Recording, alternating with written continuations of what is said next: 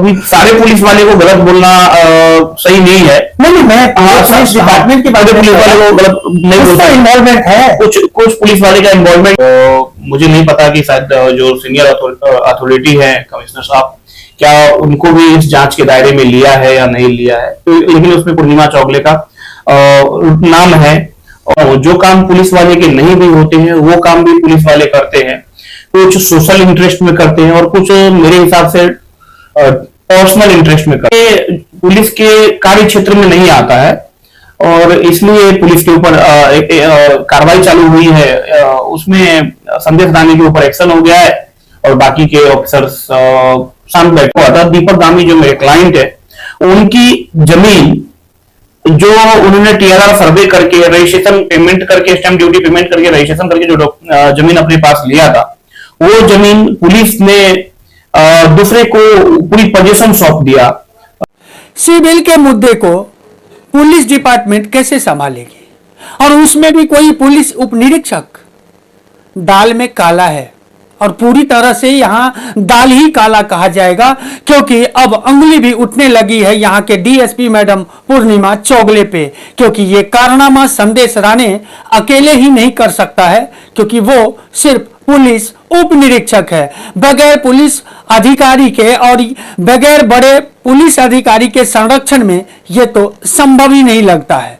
दोस्तों, क्या है माजरा, इसी मुद्दे पे मेरे साथ में बातचीत करने के लिए है भास्कर झा जी। तो बने रहिए और देखते रहिए रियल न्यूज नेटवर्क। वकील साहब नमस्कार। नमस्कार सर। नमस्कार। क्या कहेंगे सर, जिस तरह से संदेश राणे ने एक कारनामा किया है, कारनामा ही कहा जाएगा, इसे कैसे देखते हैं आप? सर एक्चुअली मैं थोड़ा अपना व्यू अलग रखूंगा इस मामले में। इसमें सिर्फ एक संदेश राणे को गिल्टी बताना सही नहीं है, क्योंकि संदेश राणे वहां पे अकेले नहीं गया था पोजीशन का इंटरफेरेंस करने के लिए। पूरी पलटन पुलिस की वहां पे गई थी, वाली पुलिस स्टेशन के, और बिना वरिष्ठ पुलिस ऑफिसर्स के परमिशन के वहां पे पूरी पलटन नहीं जा सकती है।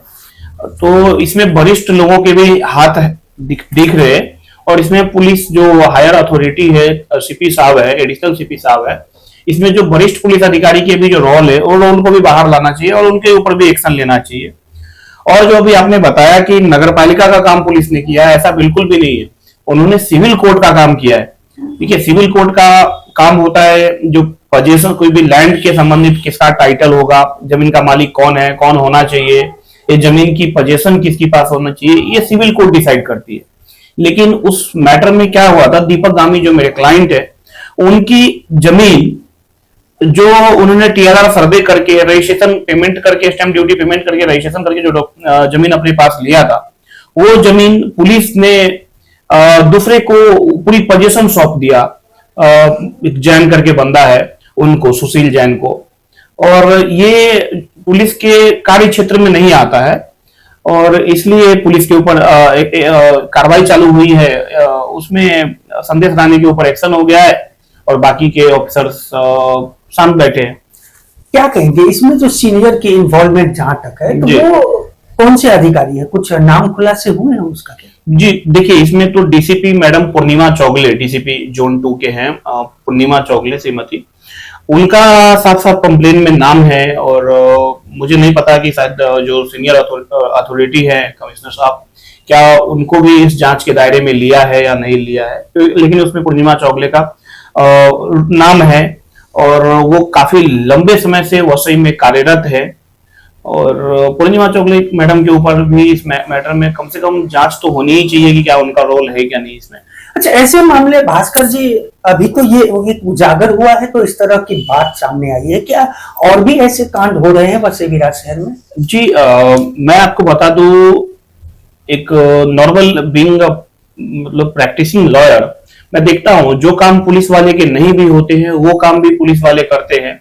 कुछ सोशल इंटरेस्ट में करते हैं और कुछ मेरे हिसाब से पर्सनल इंटरेस्ट में करते हैं। जैसे कि अब किसी का घर कोई दूसरा आदमी कब्जा करके बैठा हुआ है, या एक आदमी का घर दूसरे आदमी को कब्जा दिला रहे हैं, आप उसका एक को सपोर्ट करके दूसरे के साथ अन्याय कर रहे हैं, इस तरह का काम तो पुलिस करती आई है। बिलाल वसे में हमने देखा है, कोई बिल्डर है जो इलीगल तरीके से उन्होंने पूरे फ्लैट को, बिल्डिंग को बना के फोर्ज डॉक्यूमेंट के ऊपर पूरे फ्लैट को सेल कर दिया है। लेकिन पुलिस सिर्फ एमआरटीपी के तहत एफआईआर दर्ज करती है। पूरा इन्वेस्टिगेशन के दौरान जो रजिस्टर्ड डॉक्यूमेंट है, रजिस्टर्ड डॉक्यूमेंट को वो डस्टबिन में डाल देते हैं, और जो फोर्जरी का मैटर है, एमपीआईडी का मैटर हो सकता है, ऐसे मैटर्स को दबा देते हैं। हमारे इस तरह की जो वारदात हो जाए, वारदात ही कहा जाए, ऐसे ऐसे जी। कारनामे जो और उसका खामियाजा जो है बाद में गरीब जनता को भुगतना पड़ता है। जैसे 41 बिल्डिंग में हुआ, 41 बिल्डिंग जो डिमोलिश हुआ है उसी में ऐसा होता है।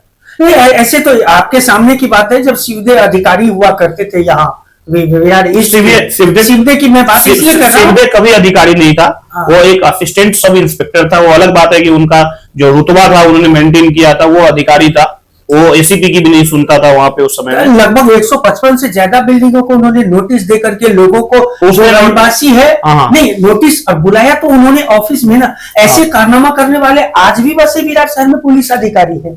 हाँ है, पुलिस अधिकारी है, लेकिन क्या है, अभी सारे पुलिस वाले को गलत बोलना सही नहीं है। नहीं मैं पुलिस डिपार्टमेंट की बात, पुलिस वाले को गलत नहीं बोल सकते, इन्वॉल्वमेंट है, कुछ पुलिस वाले का इन्वॉल्वमेंट है। और हमारे नजर में अभी एक दो मैटर है जिसके ऊपर हम हो सकता है पीआईएल फाइल करूं, कि विरार वसई के क्षेत्र में बिल्डिंग है, जिस बिल्डिंग में पुलिस वाले एमआरटीपी की तरफ से, सिंपल एमआरटीपी, क्योंकि उसमें पनिशमेंट कम होता है और उसमें बेल आसानी से मिल जाती है, तो सिंपल एमआरटीपी के तहत में एफआईआर दर्ज करती है, जबकि वो क्लियर कट एक फोर्जरी का मामला है।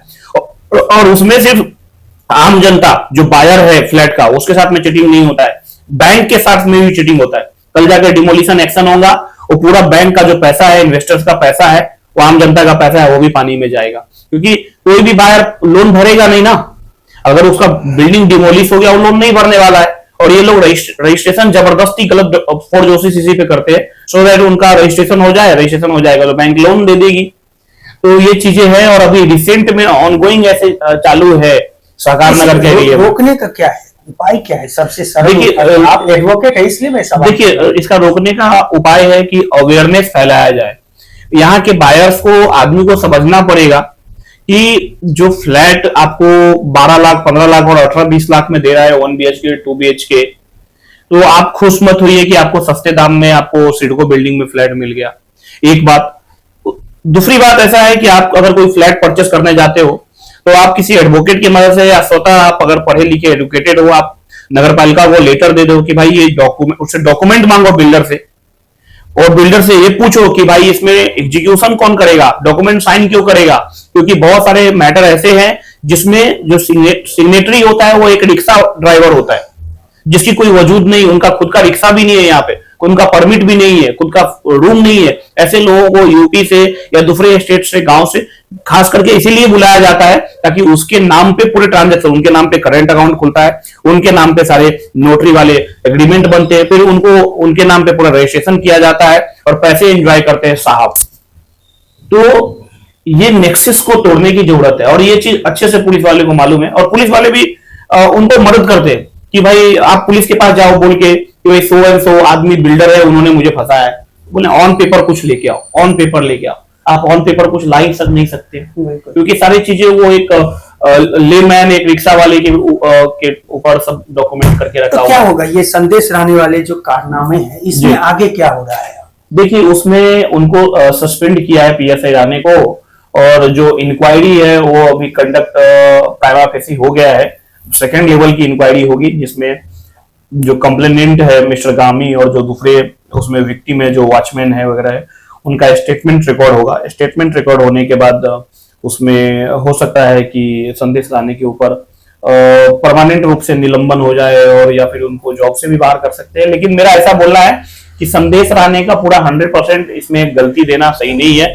इसमें जो दूसरे ऑफिसर्स है जिसके इंस्ट्रक्शन पे ये, क्योंकि वो अगर अकेले गया होता उस जगह पे तो मुझे समझ में आता कि सिर्फ इसमें संदेश राणे ने अकेले नहीं किया है, दूसरे भी ऑफिशियल्स वहां पे ड्रेस में, आप वीडियो देखेंगे दिख रहे हैं, वहां गए हैं। तो ये पूरी पलटन को वहां भेजने का अधिकार इसके पास है, सबको पता है, सीनियर पीआई और मे बी डीसीपी, तो उसके ऊपर भी एक्शन होना चाहिए मेरे हिसाब से। तो क्या लगता है पूर्णिमा चौगले भी आएंगे गिरफ्त में? इसके ऊपर मैं नहीं बोल सकता, क्योंकि वो एक बड़ी ऑफिसर है, डीसीपी है, और वो काफी इतने मैं देखा कितने डीसीपी आए और चले गए विरार वसई से, लेकिन वो अभी भी मेंटेन की हुई है वसई का, तो मुझे तो कम ही चांस लगता है कि उनके ऊपर कोई एक्शन हो सकता है या उसके ऊपर इंक्वायरी भी हो सकता है। धन्यवाद आपका जी। तो ये भास्कर झा जी थे जिन्होंने पूरे तरह से समझा दिए कि आगे क्या होगा मामले में और किस तरह से ऐसे मामले हो रहे हैं आज भी विरार में। दोस्तों, आपकी क्या प्रतिक्रिया है कमेंट के माध्यम से हमें जरूर बताएं। हमारे चैनल को लाइक, सब्सक्राइब और शेयर करना ना भूलें।